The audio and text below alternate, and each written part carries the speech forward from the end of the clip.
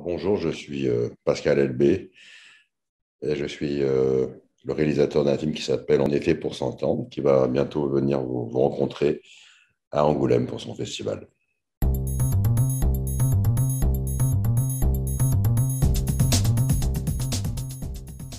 Il est venu de mes enfants, parce que je cherchais à l'époque pour mon troisième film de faire une comédie, ce qui est un peu renoué avec on va dire mes premiers amours. Et en fait, c'est mes enfants qui m'ont dit, mais le sujet est au bout de ton nez, il est devant toi, tu ne le vois pas. Et en fait, c'est vrai que j'ai fait un film qui parle entre autres de malentendance, parce que moi, j'ai perdu un peu de la feuille, là, j'ai perdu un peu d'audition il y a quelques années. Donc évidemment, ce petit handicap est quelque chose d'assez...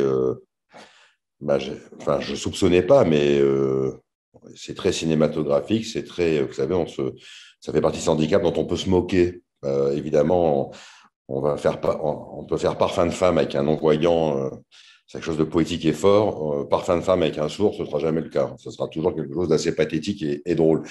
Et voilà, donc du coup, je me suis lancé dans cette aventure, encouragé aussi par certains témoignages. Je me rappelle d'un bouquin que ma maman m'avait demandé. Moi, c'est en famille que ça se passe, hein. Il m'avait dit de lire qu'il y a un bouquin de David Lodge qui s'appelle Ma vie en sourdine, qui est l'histoire d'un professeur d'université en pré-retraite qui a un quotidien quand même très compliqué parce qu'il est devenu mais aussi un peu malentendant. Donc, j'ai vu dans ces pages-là une espèce de déco à ce que je vivais, ce que vivent beaucoup de Français, puisqu'on est apparemment, il y a plus de 6 ou 7 millions de gens qui ont des problèmes d'audition. Et je me suis dit, bah, pourquoi pas en faire le sujet d'une comédie, d'un film. Évidemment, sans forcément, si la thématique traite de ce handicap, il fallait trouver un sujet et une dramaturgie autour de ça. Enfin, j'avais pas à faire le journal, la chronique d'un sourd, quoi, non plus. Voilà, on s'en fout un peu. Donc voilà comment c'est parti. Il finit bien parce que il faut que, je veux dire, il n'y a aucun intérêt que dans la vie, ça finit suffisamment mal pour qu'au cinéma, on puisse faire en sorte que parfois, ça finisse un peu mieux. Voilà, mais il finit bien. Ouais. Ça, c'est dans la vie, ça finit pas aussi bien que le cinéma. Non, ça s'est pas amélioré. Mais vous savez, après, on apprend à compenser, on apprend à vivre avec. Et puis, c'est pas non plus, moi, c'est pas les deux oreilles qui sont touchées. Bon, on apprend à vivre avec, mais c'est vrai que c'est au quotidien, comme j'avais envie de faire dire à un personnage, même si je l'ai enlevé, c'est un peu un travail d'équilibriste, hein, pour pas passer pour un ingrat ou un rabat-joie, vous voyez, quelqu'un de condescendant, parce que parfois on nous parle, on n'entend pas vraiment, on fait semblant d'entendre et on opine du chef, ou alors on dit oui ou non et on répond à côté. Ça, c'est un peu souvent mon quotidien, et en fait, on a beau le dire, c'est quelque chose qui n'imprime pas chez les gens. Et puis c'est assez agaçant chez l'autre d'avoir toujours à nous répéter les choses. C'est quelque chose d'assez laborieux. Mais en même temps, si on le prend avec un peu d'humour, j'ai l'impression que ça n'a jamais fait fuir mes interlocuteurs, ou en tout cas, pour parler des femmes, parce qu'il n'y a que ça qui est intéressant finalement. Euh, c'est pas quelque chose qui a. Parfois, évidemment, ça m'a joué des tours, mais après, on peut rattraper les choses avec humour et puis ça passe. Mais bah, évidemment que c'est quelque chose qui reste assez compliqué dans la vie. Ouais. Quand on est réalisateur et auteur, comme je le fais, on a beau le savoir, on a beau l'éprouver à chaque fois, l'image vous emmène encore plus loin. Et c'est ce que j'adore, c'est ce qui fait que je suis un scénariste et pas un romancier. Je serais incapable d'écrire un roman, mais j'aime cet objet de transition qui est le scénario, mais qui est destiné à faire de l'image. Moi, je garde aucun scénario dans mes armoires de films que j'ai pu faire, parce que encore une fois, c'est pas ça l'intérêt, c'est de la transition. Ce qui est merveilleux, c'est la relecture au montage, à l'image, et qui fait que tout d'un coup, vous avez cette alchimie assez folle qui est vous pouvez avoir un beau script, des beaux acteurs, vous pouvez même être inspiré le jour du tournage. L'ensemble de cumuler de ces choses-là ne rend pas forcément un beau film ou un bon film. C'est pour ça qu'on court après ce Graal, d'essayer de faire quelque chose qui restera entre guillemets, mais quelque chose en tout cas qui tiendra la route. Et c'est une petite forme de magie, oui, d'alchimie. Jamais, parce que c'est la meilleure façon de ne pas les avoir. Moi, il m'est arrivé une ou deux fois qu'on m'écrive des choses pour moi. En tout cas, j'ai eu la faiblesse de penser que c'était sincère. Et en réalité, ça ajoute une pression, ça ajoute un espèce de séduction forcée qui, bizarrement, nous fait un peu peur. On se dit, tout ça, pour moi, si jamais j'aime pas, ça va être encore plus lourd à assumer. Donc, non, je n'écris pas. C'est vraiment c'est l'acteur qui sera choisi, qui s'imposera, qui, tout d'un coup, on se dit, on n'aurait jamais pu imaginer quelqu'un d'autre. Mais après, ça incite beaucoup d'humilité. Il ne faut pas partir avec une idée précise, ni du personnage, ni de l'acteur, mais surtout de l'histoire. Voilà. J'aime à penser que la vie est courte, que chaque expérience doit être vécue évidemment intensément, mais avec beaucoup de simplicité et surtout beaucoup de bienveillance. Après tout, par les temps qui courent, c'est pas forcément, on va dire, quelque chose de très répandu, la bienveillance ou la simplicité. On peut penser que c'est quelque chose de, enfin, c'est une source de faiblesse, alors que pas du tout pour moi. Ça veut dire beaucoup de choses. Ça raconte beaucoup de chapitres qu'on a déjà réglés quand on arrive à être simple. Euh, comment je l'ai choisi? En fait, j'ai la chance d'être acteur, donc j'ai déjà côtoyé la plupart des gens qui jouent dans mon film parce que je sais comment ils travaillent, je sais comment ils fonctionnent, je sais humainement comment ils se comportent. Et donc, je choisis déjà des gens qui, pas des bons soldats, mais des gens dont je sais qu'ils vont me suivre et qui vont me faire cette confiance. Et la confiance, c'est la base de tout. Évidemment, l'envie, c'est d'abord le premier élément, ce qui est le plus important, puis de l'envie à la confiance après.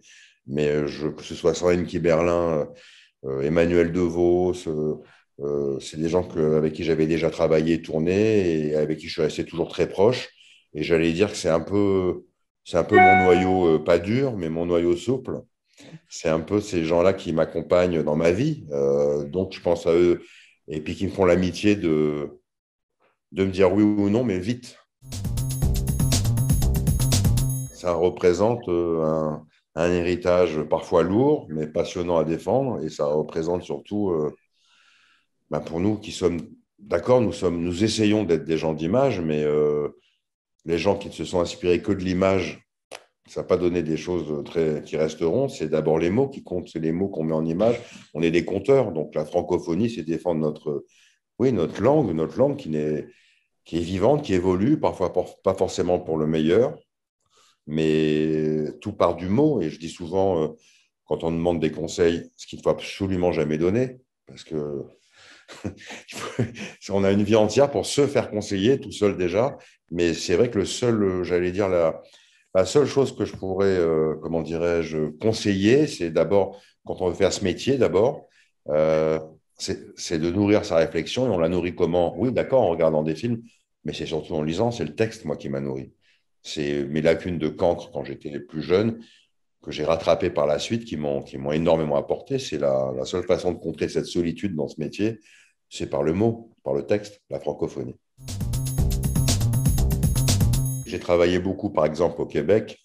Vous savez, ils ont cet héritage parfois très lourd du français, qui d'ailleurs parfois maltraite complètement avec des anglicismes en plein milieu d'une phrase. Mais, peu importe, mais c'est vrai que cette langue est tellement vivante, elle évolue tellement. Après, je n'ai pas le même rapport avec l'anglais parce que je ne connais pas assez bien, mais c'est vrai que cette langue, c'est passionnant. Ça peut nous emmener, nous promener de façon tellement différente.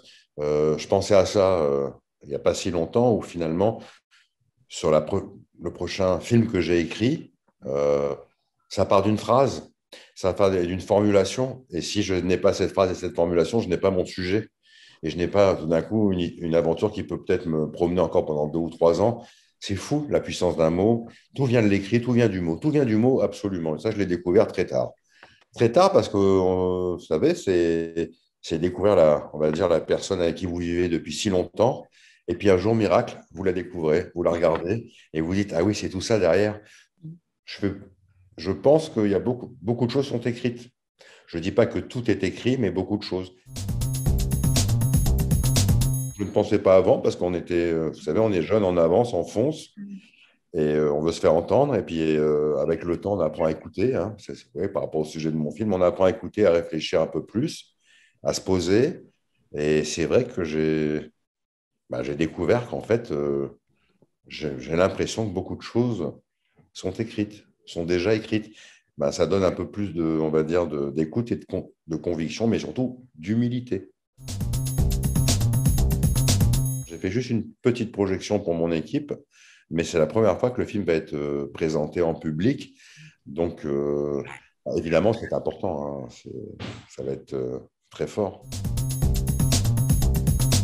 On dit toujours qu'on fait ce métier. Au début, on se raconte des histoires. On dit qu'on fait ça pour les autres, pour donner du bonheur. Nous sommes d'accord que nous faisons d'abord ça pour soi. Mais quand même, euh, bien sûr que j'aime. On dit souvent qu'on est une grande famille. On est entouré de professionnels qui ont une expertise. C'est pas si sûr. Voilà, il y a une chose qui est sûre, c'est que parfois le public peut être déroutant, mais il se trompe jamais. Et moi, je suis très sensible à quand on fait une tournée province. Finalement, c'est un des meilleurs moments. Les gens peut-être pensent qu'on est démago en disant ça, mais c'est vrai. Peut-être le meilleur moment de cette aventure-là, c'est quand on va promener le film en province et qu'on rencontre le public. C'est pas quand on fait un plateau télé, on s'en fout. Ce qu'on aime, c'est être remboursé de tous ces efforts. La seule façon de passer à la caisse, c'est de le voir devant un public. Et quand ce public répond, on se dit, bon, on a pas mal travaillé. Il n'y a que qui nous donne notre salaire en réalité. C'est ce public-là qui nous rémunère, c'est vrai.